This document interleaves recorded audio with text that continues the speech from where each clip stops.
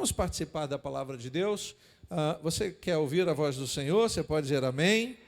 Então eu convido você a abrir a sua Bíblia mesmo assentados e fazer uma leitura comigo dos primeiros versos do Salmo 40, quando o salmista Davi, continuamos em Salmos, lemos na abertura do culto o Salmo 37 de Davi e agora faremos menção do Salmo 40, também de Davi.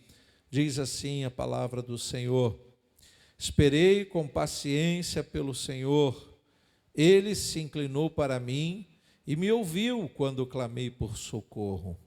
Tirou-me de um poço de perdição, de um atoleiro de lama, e sobre os meus pés, e colocou os meus pés sobre uma rocha, e firmou os meus passos, e me pôs nos lábios um cântico novo, um hino de louvor ao nosso Deus.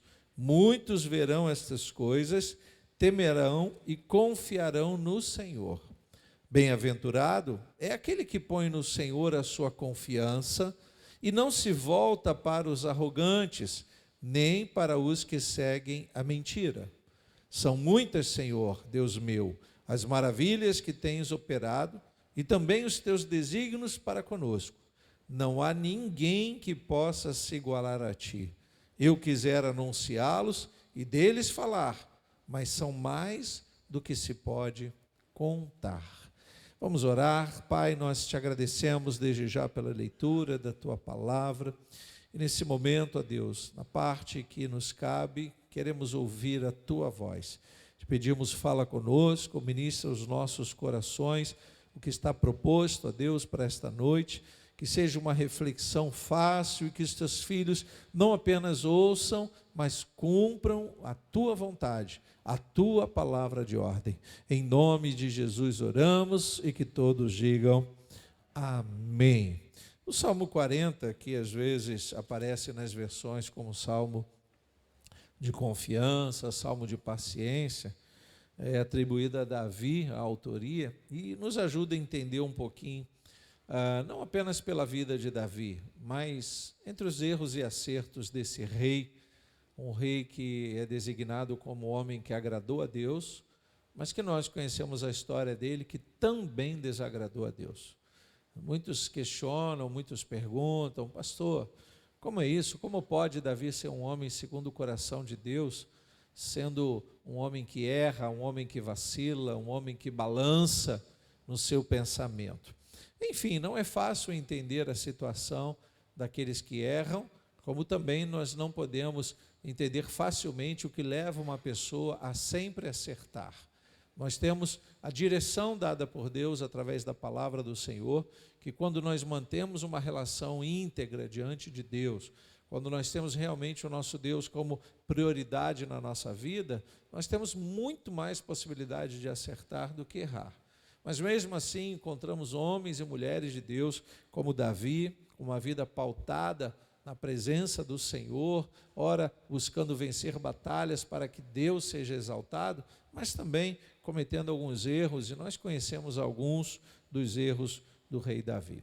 Mas talvez a gente possa não se prender demasiadamente à história de Davi, mas olhar assim com um olhar mais periférico, sabe? Um olhar mais global da situação, um olhar mais um tanto quanto neutro das situações da vida de Davi e entender um pouquinho como é que ele pode nos ensinar a viver uma vida pautada na vitória, no desejo de vencer para Deus, não apenas de nós vencermos, de nós acumularmos vitórias. Como pode Davi nos ensinar isso? Bom, antes que a gente fale de Davi, a gente tem que entender o que é a vida, né?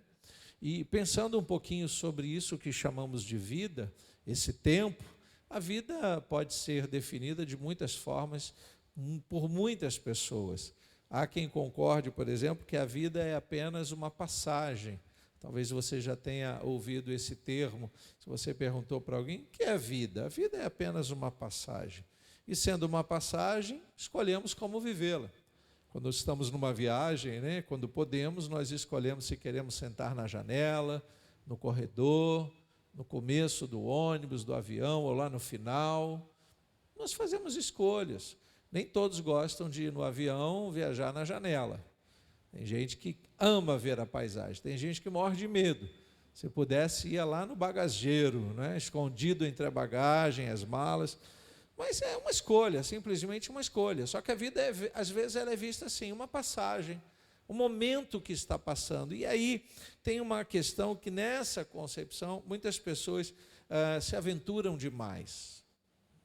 Não falo só de viajar olhando a paisagem, é de experimentar situações que acabam em desventura. Se nós olharmos por esse aspecto, esse prisma de que a vida é só uma passagem, muitos vão não dar valor àquele momento ou vão valorizar demasiadamente o momento. A ideia de encarar a vida como uma passagem talvez nos permita errar mais, mas não para adquirir experiência. É porque é só uma passagem. Tanto faz como tanto fez. Há um grande perigo em pensar assim. Porque dependendo da aventura que nos envolvemos, podemos não retornar mais. Viver errantes, né, pelos vários caminhos, porque a vida nos mostra vários atalhos, vários caminhos, fazemos experiências, ouvimos tantas histórias, conhecemos pessoas que mudam o modo de pensar no que acreditava com relação à fé com muita facilidade. Isso nada mais é do que experiências de uma passagem. Mas a vida não é só uma passagem. Alguns um pouco mais conscientes, ainda não amadurecidos o suficiente, que não têm a vida como uma passagem, mas como um momento. E é diferente. Passagem define que você sai de um lugar e vai a outro lugar.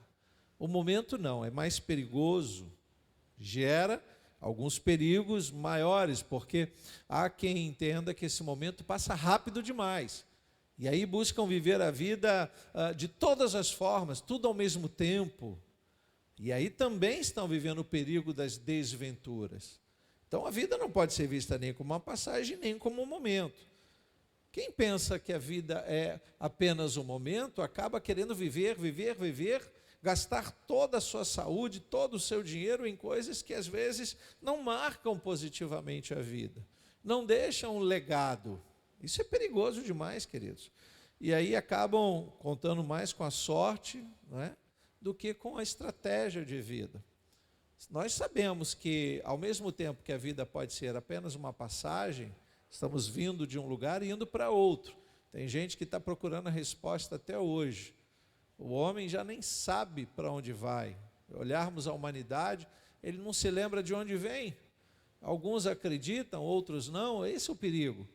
Mas, para alguns é uma passagem. Viemos de algum lugar e vamos para algum lugar. Mas quem pensa que a vida é só um momento, não define bem essa questão para onde vamos. Há quem acredite que morreu, acabou. Esse pensamento é perigoso demais. São pessoas que pensam na vida apenas como um momento.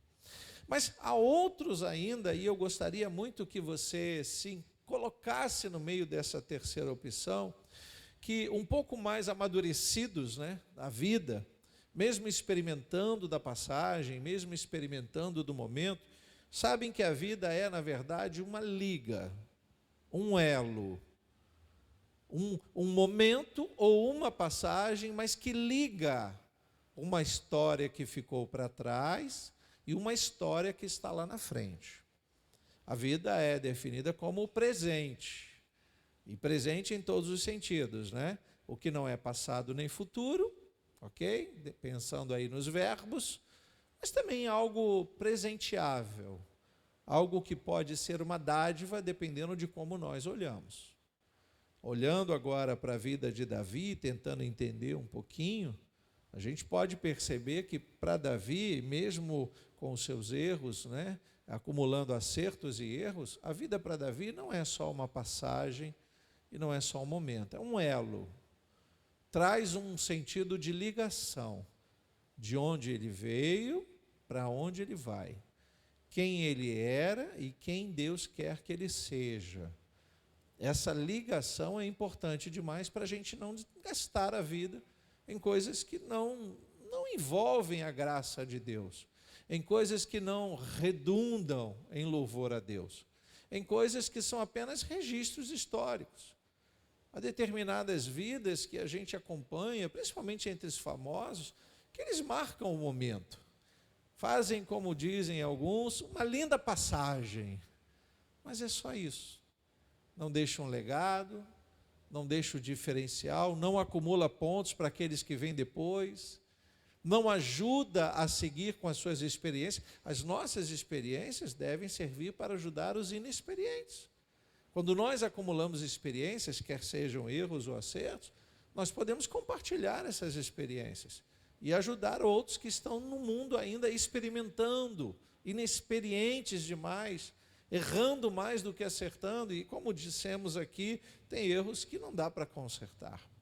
E aí a gente precisa entender que esse terceiro grupo de pessoas, e nós poderíamos, nos colocarmos nesse grupo, precisamos entender a vida como um elo, que a partir desse elo que liga o nosso passado, que vem de um momento em que Deus nos criou, e nos direciona para o momento em que vamos viver a eternidade com esse Deus que nos criou, nós temos que olhar para a vida como um elo importante. O elo pode ser pensado como uma corrente, não é? Que é formada por vários elos.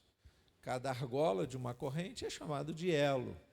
E para ela ser firme, para ela cumprir o propósito, o elo não pode se quebrar com facilidade. Não pode ter emendas destroçadas ou feitas de qualquer jeito.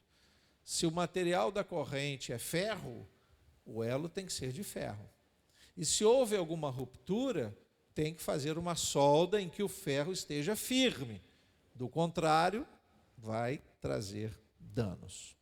Quando a gente pensa, então, nesse momento de Davi, Davi vive vários momentos, mas há um momento especial de Davi que nós já estudamos algumas vezes, já refletimos, se encontra lá em 2 Samuel, capítulo 12, versículo 21. 2 Samuel 12, 21 diz: os seus servos lhe disseram: que é isto que o Senhor fez? Pela criança viva, o Senhor jejuou e chorou. Mas depois que ela morreu, se levantou e se pôs a comer. Davi respondeu: enquanto a criança ainda estava viva, jejuei e chorei, porque dizia: talvez o Senhor se compadeça de mim e a criança continuará viva.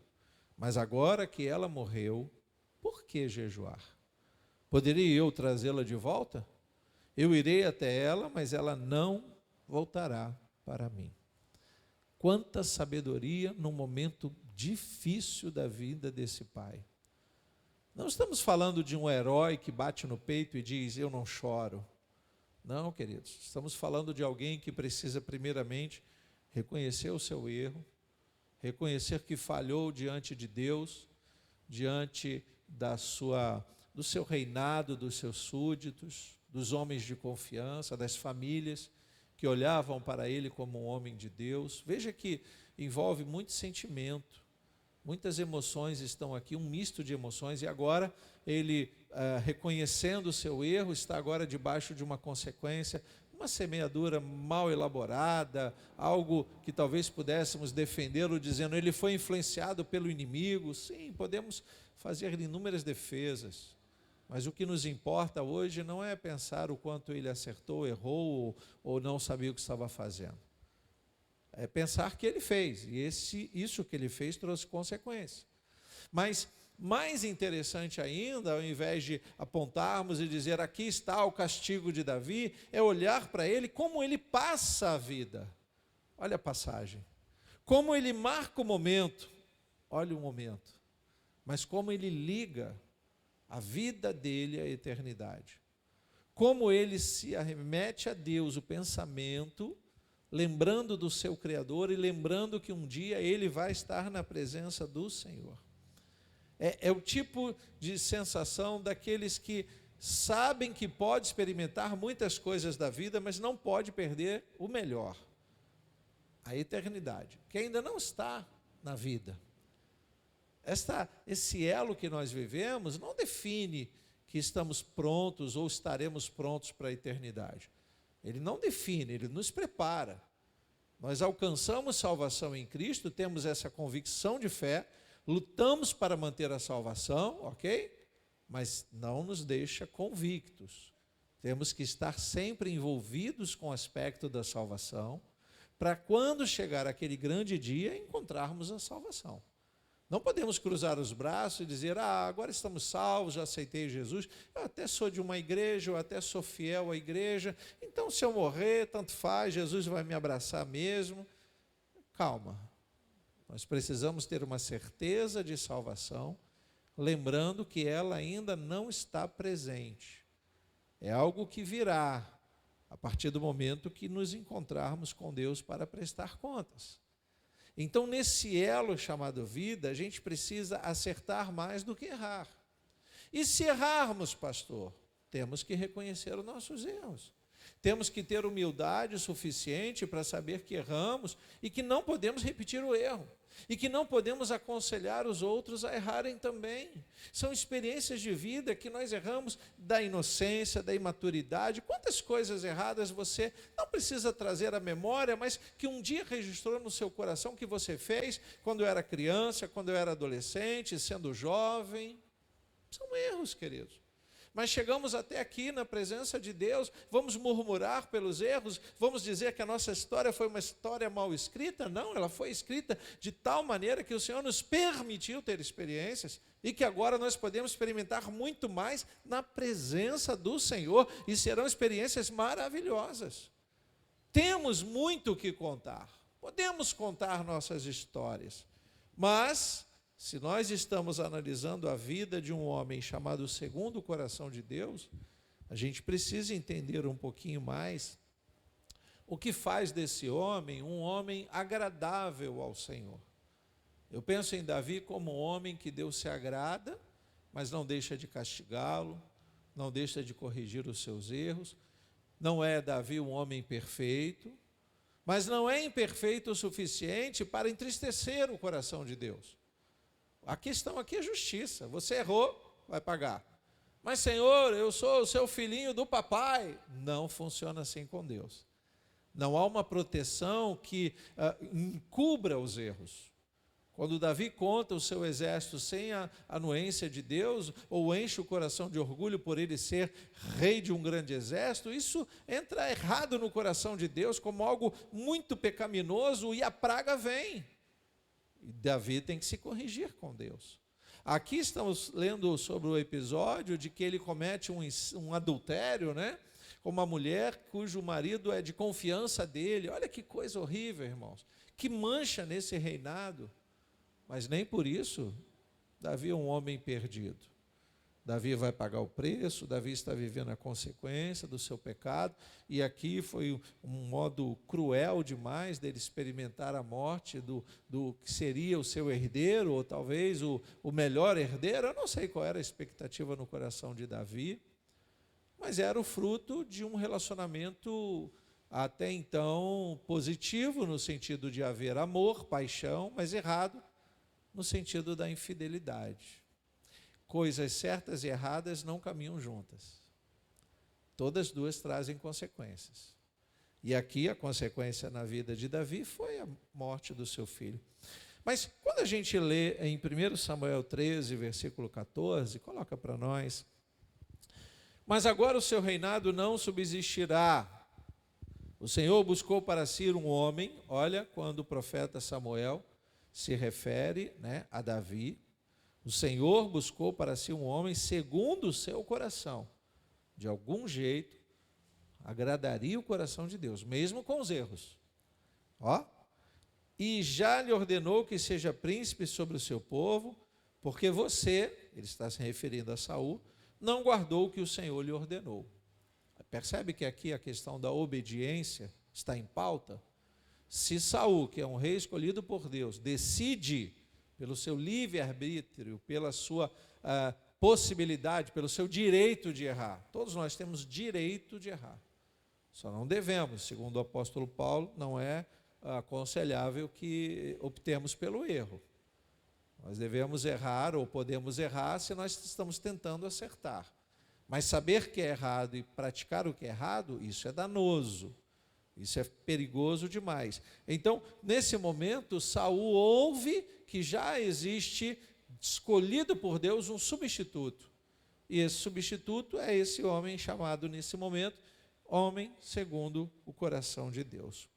O tempo passa lá em Atos dos Apóstolos, quando a igreja vai fazer a sua defesa diante de todos, lá no Atos 13, versículos 21 e 22, diz: então lhes pediram um rei, a história sendo contada por Paulo, então lhes pediram um rei e Deus lhe deu Saul, filho de Quis, da tribo de Benjamim, e isso durante 40 anos. E tendo tirado Saul, levantou-lhes o rei Davi, do qual também, dando testemunho, disse: achei Davi, filho de Jessé, homem segundo o meu coração, que fará toda a minha vontade. Perceba que a frase aqui traduzida não é fará só o que me agrada. Fará a minha vontade, mas também fará a sua vontade. E quando a gente olha para os acertos de Davi, a gente pode dizer, era a vontade de Deus que Davi acertasse. Até porque Davi acertando, glória a Deus. Davi era temente a Deus. Mas quando Davi errava, não era Deus que levava ele a errar, era a vontade de Davi. Quando nós colocamos a nossa vontade à frente da vontade de Deus, estamos sujeitos aos erros.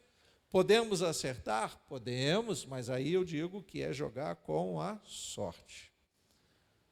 E o que faz de Davi um homem segundo o coração de Deus? O modo que ele reage quando ele percebe que errou. E aqui nasce, queridos, no Salmo 40, uma experiência relatada. Nasce a história de uma vida de alguém que tem relação com Deus, porque percebeu o quanto errou e Deus não o matou. Percebeu o quanto ele podia ser muito mais castigado, mas há nessa relação um misto de castigo e misericórdia. Essa é a relação que nós podemos olhar e dizer que Davi é um salmista que tem experiências com Deus, que está vivendo o seu tempo difícil, as suas adversidades, mas isso não faz dele um renegado, não faz ele um homem que desconfia que Deus existe, faz dele um homem experimentado na vida, um homem que sabe se a maioria dos seus erros podem ser atribuídos a ele mesmo, não à estratégia do inimigo, a falta de estratégia dele. O quanto nós somos estrategistas para a glória de Deus, o quanto nós não estamos ocupados demais em sermos estrategistas para o nosso bem viver. Quanto tempo a gente leva pensando onde estudar, como concluir os estudos, onde trabalhar, e será que isso inclui a glória para Deus? Se sim, ótimo. Se não, está enfadado ao fracasso. Davi pode nos ensinar, sim, porque nesse salmo ele vai falar de uma confiança que só adquire aquele que entendeu que não devia ter errado, que podia ter sido morto, que podia ter sido castigado, mas restou a ele apenas as consequências dos seus erros. Olha o verso 1 do Salmo 40, quando ele especifica: esperei com paciência pelo Senhor, ele se inclinou para mim e me ouviu quando clamei por socorro. Aqui nós não estamos falando de um homem que só pede e Deus atende tudo. Nós estamos falando de situações de perigo que ele se encontra, em que esse socorro é um clamor que este homem faz. Ele não está dizendo para Deus como deve ser feito, ele não está simplesmente dando ordens para Deus, ele não pode fazer isso. Pelo contrário, ele se submete à vontade de Deus e ele passa a confiar naquilo que Deus há de fazer. Ou ele tem experiências com Deus que pode fazer e pode não fazer, ou nós vamos estar procurando, ou construindo, ou criando deuses que só fazem a nossa vontade. Por isso que tem gente que não consegue aceitar não de Deus. Só quer o sim. Crianças mimadas. Filhos mimados de Deus, não mimados por Deus, mimados pelo mundo. Se Deus não me der, eu saio da igreja. Vou procurar uma igreja onde Deus vai me atender. Ora, se é o mesmo Deus, tem alguma incongruência no seu pensamento. Tem alguma coisa errada no seu modo de pensar. Porque a questão não está na igreja, é na sua relação com Deus. A igreja é um caminho pelo qual mantemos relação com Deus. A importância de estarmos numa igreja e fazer parte da igreja é para mantermos a relação com Deus. Mas não podemos atribuir esta ou aquela igreja o positivo e o errado. Se algo está errado, o que nós devemos fazer? Buscar em Deus como acertar. Isso, com certeza, aquece o nosso coração para termos uma igreja que ora e espera em Deus. Ora e aguarda o momento de Deus agir. Não podemos fabricar testemunhos falsos. Nós temos que testemunhar daquilo que é verdadeiro. E isso inclui experiências de testemunhos difíceis de se declarar. Eu ainda não ouvi em 17 anos um testemunho em que diga: pastor, eu apanhei durante 20 anos. E hoje o que eu tenho para dizer é que eu aprendi a apanhar. Nunca ouvi um testemunho assim. Nós só gostamos de ouvir testemunhos triunfalistas, né? Que nos jogam para cima. Isso é bom. Nos ajuda a manter a fé, um Deus que faz, um Deus que move a mão do homem, um Deus que mexe nas coisas para que aconteça o sobrenatural. Isso é maravilhoso. Mas nós não podemos apenas esperar o sim de Deus. Quantos nãos de Deus Davi recebeu? E quanto Davi teve que esperar para obter vitória? Os judeus têm eu chamaria de técnica. E não é ser sangue de barata, né? Dizem que barata não tem sangue, por isso nasce aí a frase sangue de barata. Não, queridos, não é desta forma. Todas as vezes que nos lembrarmos de Davi, assim como de Jó, né? A paciência de Jó. Como assim paciência? Perder tudo e tentar se manter na presença de Deus. Tentar. Porque teve momentos que eu achei que Jó não era mais crente. Quando a gente lê a história de Jó, eu falo: não, esse homem não é mais crente. Mas lá no final, a semente que foi lançada no coração dele, na relação com Deus, está crescendo. E ela cresce muito mais rápido através das experiências. Crente tem que passar por luta para valorizar as bênçãos, irmãos. Isso é claro, claro, claro. Então, esse elo, né, que liga o passageiro e o eterno é a confiança. Porque estamos vivendo um tempo passageiro que, se não estivermos devidamente confiantes que Deus nos ajudará, que Deus nos levará à presença dele, e não falo só do aspecto da fé, estou falando de uma confiança pautada num relacionamento com Deus. Daí entendermos que esse homem, segundo o coração de Deus, tem muitas experiências para nos ensinar. O quanto a gente percebe que Davi sabia exatamente o que era o mundo para ele. O que é o mundo para você? Você já está entendendo um pouco sobre a vida, sobre o passageiro e o eterno? Você tem sido ministrado sobre isso muitos e muitos anos? Ok. Mas o que é o mundo para você? Versículo 2, verso 2 do Salmo 40, só o comecinho. Tirou-me de um poço de perdição, de um atoleiro de lama. Isso aqui define o que é o mundo. Querido, não se encante com as coisas desse mundo. Esse mundo é um atoleiro. Ele nos leva cada vez mais a nos afundar, a pisar e não ter onde se segurar. Se nós não estivermos agarrados com Deus, se nós não estivermos pautados na vontade de Deus, nos encantamos com muita facilidade. Quando um crente se desvia, eu logo me pergunto o que o atraiu para ele se afastar de Deus. O que fez com que ele se desencantasse da igreja? Hoje a gente está achando que a igreja tem que ter encanto. Não, a igreja não precisa encantar ninguém. A igreja é isso que nós estamos aqui fazendo. Louvamos, oramos, aguardamos Deus responder, ouvimos a palavra, mantemos comunhão. Isso é ser igreja. Eu não posso pensar em igreja no sentido de encantamento. Eu estou aqui porque me agrada isso ou aquilo, ou isso me desagrada. Se eu pensar assim, em que lugar eu vou estar? Qual é o melhor lugar do mundo para você estar? Morre, é a glória. Não existe melhor lugar no mundo para estarmos a não ser na presença de Deus. Lembrando que na comunhão nós encontramos imperfeições, encontramos pessoas com tantas crises como nós temos. Isso é ser igreja, queridos, nada muda isso. Continuando aí o verso 2, veja como ele entende para onde Deus o levou. Colocou os meus pés sobre uma rocha e firmou os meus passos. Louvado seja o Senhor. Enquanto ele pensava no mundo, o que Davi pensava sobre o mundo? Pensa aí num homem que vai viver para a glória de Deus e que quer vencer os filisteus para a glória de Deus. Ele vai lá, prepara o seu exército, pega a sua espada, mata os filisteus, tem batalhas cruéis, sangrentas demais, perde soldados, perde famílias inteiras. Uma hora ele está vencendo, uma hora ele está vencendo, uma hora ele está perdendo. Davi está vivendo essa inconstância da vida, que faz parte, né? A nossa vida é assim. Mas Davi quer vencer para a glória de Deus, amém. Deus está com ele, amém. Mas Davi também quer os louros da fama, os despojos da guerra, quer ser reconhecido no mundo como o melhor rei. Tudo isso se passa no coração de Davi, não pense que não. E Deus sabe disso. Davi quer se sentir dono de tudo.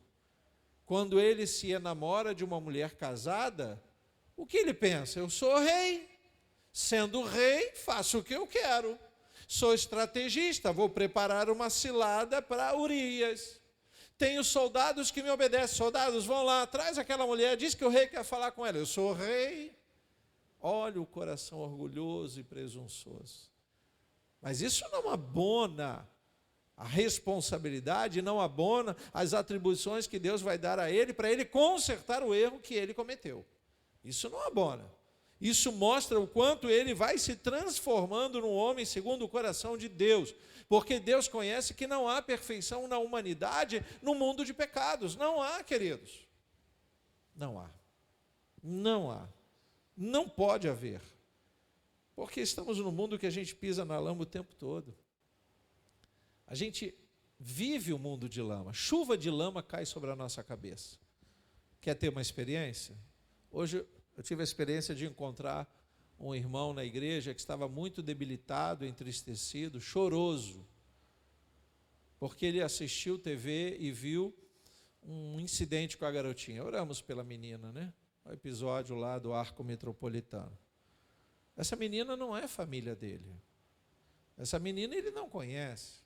Gerou nele tristeza, empatia, raiva, desejo de matar quem atirou, gerou todo tipo de sentimento. O que é isso? Um homem sensível, um homem que ama as coisas boas da vida, mas um homem que não estava de chapéu na hora que começou a chover lama. Você pode sair da igreja depois de 2 cultos maravilhosos, mas se na segunda-feira você acordar pela manhã e colocar naquele jornal sangrento, prepara o guarda-chuva, que vai chover lama na sua cabeça.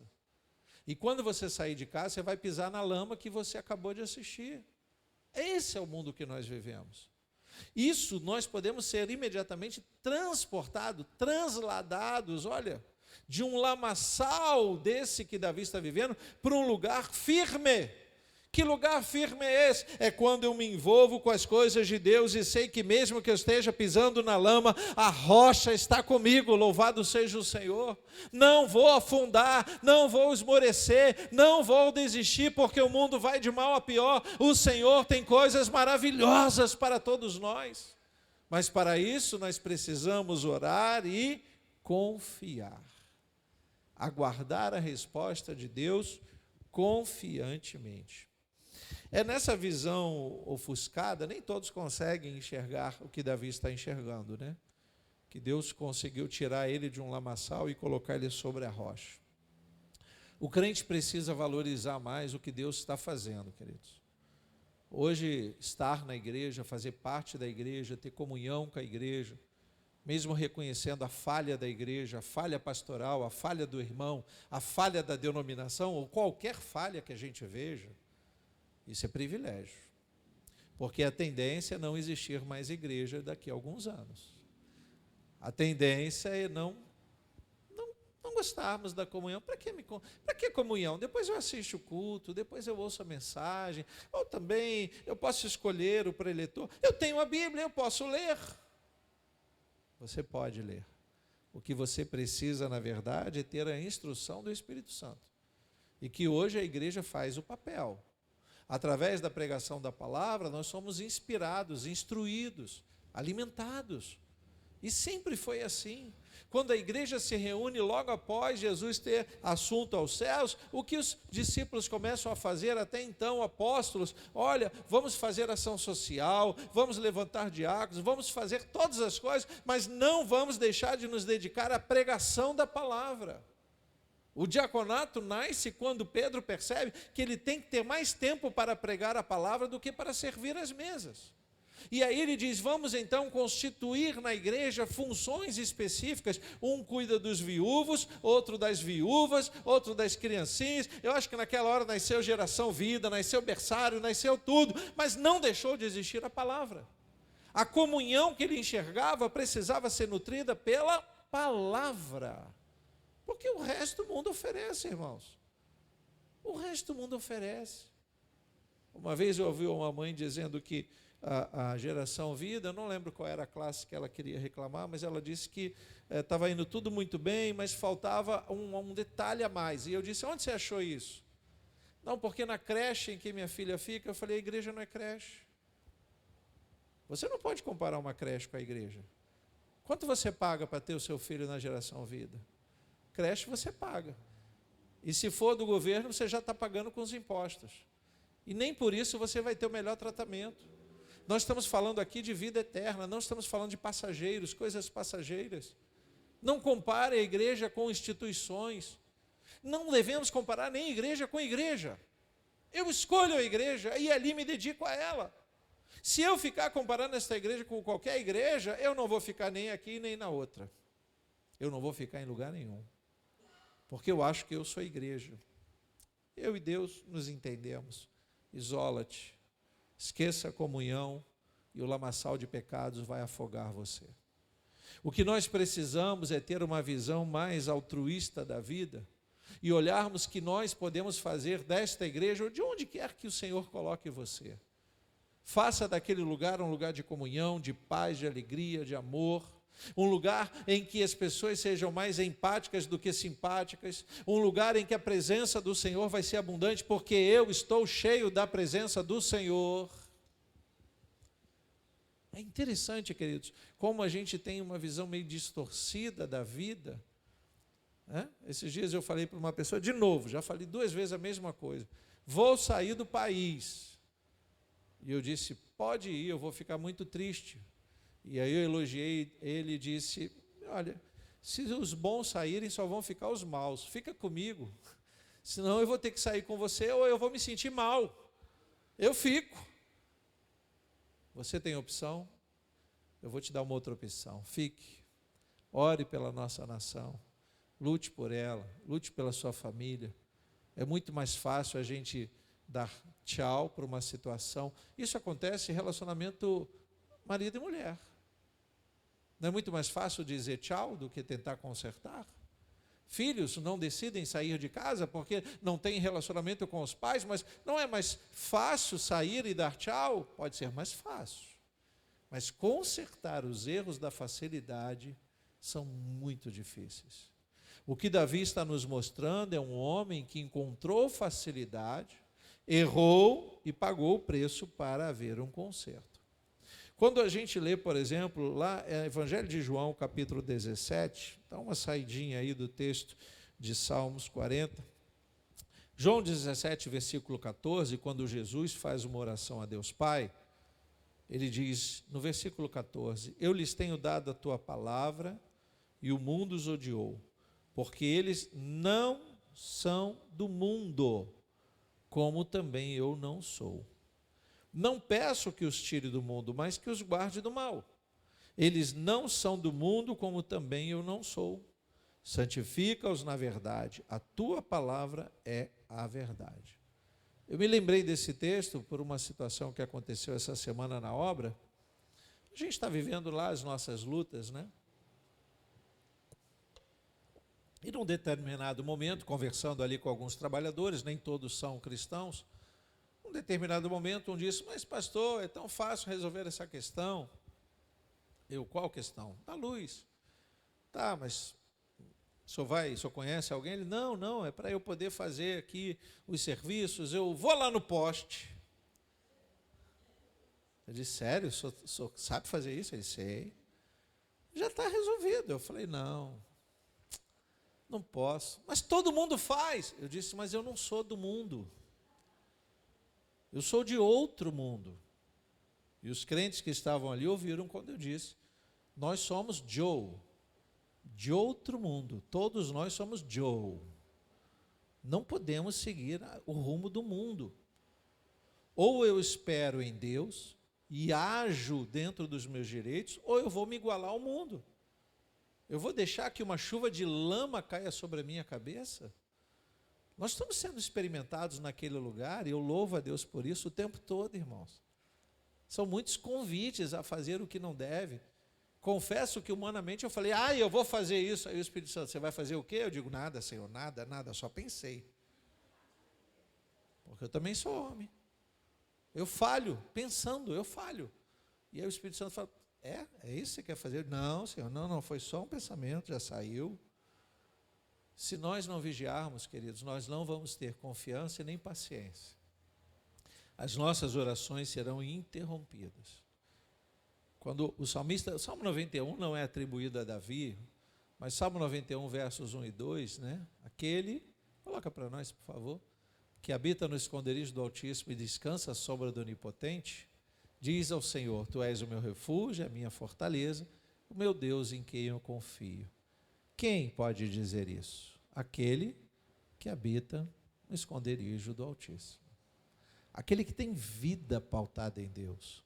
Aquele que ora e sabe que... Ele não tem dúvida que Deus está ouvindo. Ele sabe que Deus está ouvindo. E quando Deus está em silêncio, ele sabe que Deus está trabalhando em favor dele. Deus não precisa trabalhar fazendo barulho. Deus às vezes trabalha no silêncio mesmo. Até porque precisamos ser testados na nossa paciência. Então o que Davi vai nos dizendo aqui no Salmo 40, e lógico que a gente não vai ler todo esse salmo, mas dá para a gente ter uma noção, que ele fala de uma confiança necessária, imprescindível, para que esse elo entre o passageiro e o eterno não se quebre. O crente que não consegue ter essa confiança, ele está quebrando o elo. Aquilo que nos liga a Deus, eu falei de corrente no sentido não de prender, mas de nos ligar a Deus, que nos dá firmeza, sabe? Quando você se agarra, eu fico pensando, eu amo a história de Noé, querido. Se tem histórias bíblicas que eu sou apaixonado, uma delas é a história de Noé. Eu fico pensando naquele homem construindo uma arca, sabe? E às vezes desacreditado, talvez pelos filhos, pela esposa, mas mais desacreditado pelos amigos, pelo mundo. E ele construindo, ouvindo Deus o tempo todo, qual madeira eu serro, o que eu faço para não afundar, e betume, como é que eu derreto o betume? Eu vejo um homem conversando com Deus o tempo todo, e a vida correndo. E ele chamando ele de louco, você é um louco, vai construir um barco, para que serve um barco? Se eles não tinham experiência das inundações. Para que serve um barco? Não importa para que serve, o que importa é que Deus mandou fazer. E se Deus mandou fazer, vamos fazer.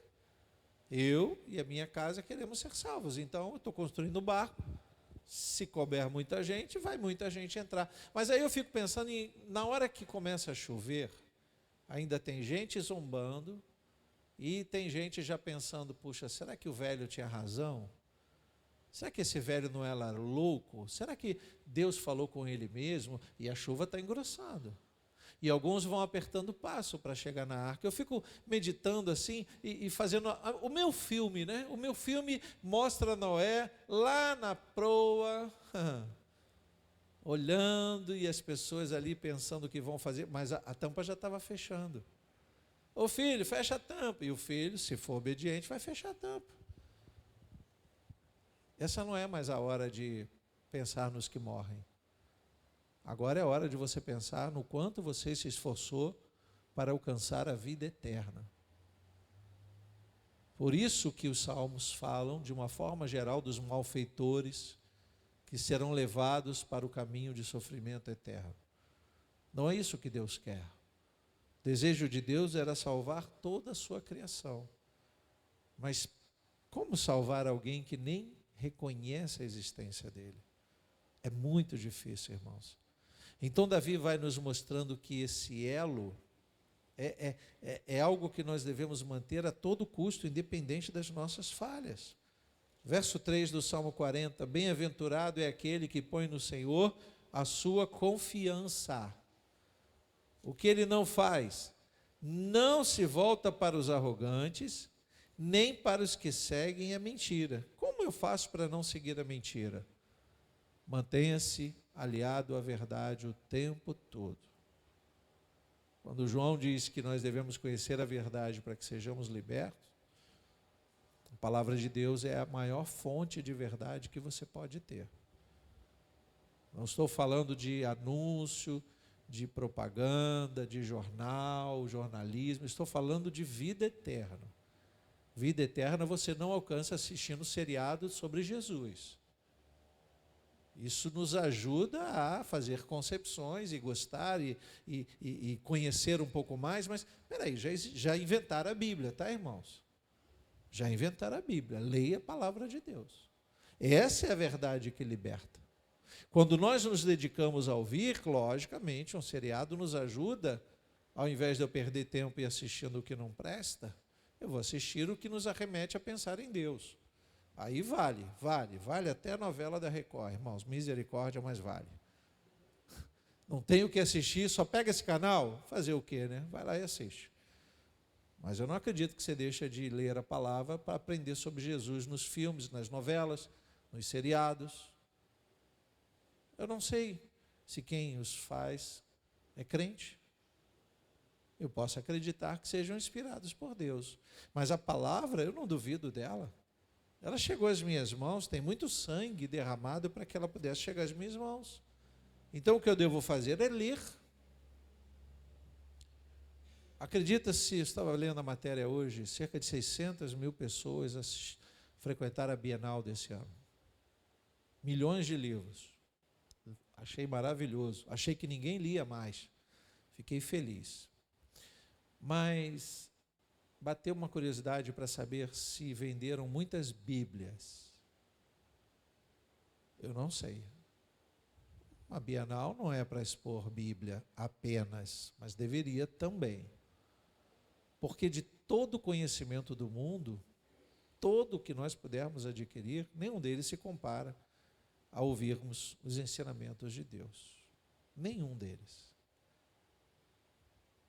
Tudo o que podemos pensar de mais extraordinário tem o dedo de Deus ou tem a anuência de Deus. Tudo. Toda a ciência, todo o conhecimento, tudo de bom e de ruim que há nesse mundo só existe porque Deus permite. Porque a hora que Ele cansar, e o cansaço de Deus é humano, eu estou falando de mim, né? A hora que Deus cansar e quiser acabar com tudo, Ele acaba. Verso 4 do Salmo 40, bem-aventurado é aquele que põe no Senhor a sua confiança e não se volta para os arrogantes, nem para os que seguem a mentira. Verso 5, são muitas, Senhor, Deus meu, as maravilhas que tens operado e também os teus desígnios para conosco. Não há ninguém que possa se igualar a ti. Eu quisera anunciá-los e deles falar, mas são mais do que se pode contar. Aqui eu vejo Davi lembrando das suas vitórias e derrotas. E eu vejo um homem com tantas experiências de vida, mas ele sabe que as suas experiências não são suficientes para deixar um legado de conhecimento, de ensinamento sobre errar ou acertar. Ele teve as suas experiências. Ele pode ter ensinado os seus filhos, as suas esposas, os seus parentes. Ele nos deixou o seu exemplo contado por outras pessoas, mas nada se compara ao convite que ele faz para que nós mesmos experimentemos da vontade de Deus. Quando ele diz, são muito mais do que eu posso contar, é porque a Bíblia fala só um pouquinho de tudo que ele viveu com Deus.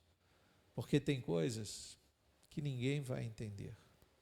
Eu espero que você tenha uma vida de oração e de confiança em tudo que Deus há de fazer. Porque nem tudo você vai contar e as pessoas vão acreditar. Mas tenha experiências com Deus. Não permita quebrar esse elo. Foque numa vida eterna na presença do Senhor. Amém? Vamos nos colocar de pés em nome de Jesus. Davi sabia que as mãos de Deus não paravam de agir. As mãos de Deus serviam tanto para cuidar como para castigar. Há uma poesia tão linda de Deus, eu anotei aqui para que você ouça, de uma escritora chamada Anne Flint. Sua graça é grande o bastante para encontrarmos grandes coisas.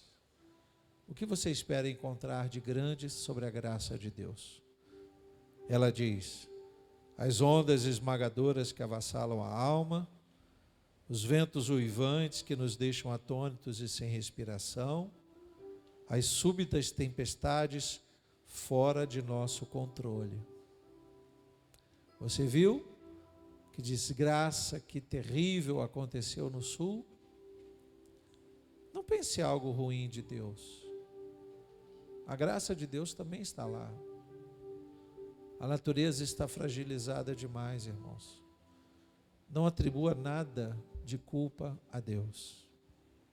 Ela continua na sua poesia: a sua graça também é grande o bastante para enfrentarmos as pequenas coisas, as pequenas tribulações que nos incomodam, as preocupações que como insetos zumbem persistentes e as rodas rangedoras que desgastam a nossa alegria.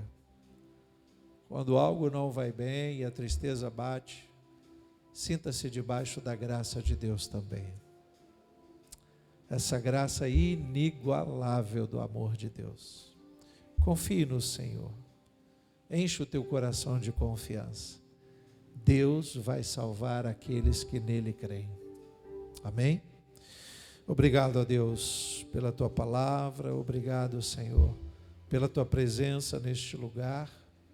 Que a tua palavra sempre nos encha de graça, de paz, de alegria. Nos momentos difíceis, que o teu Consolador nos ajude a enfrentar.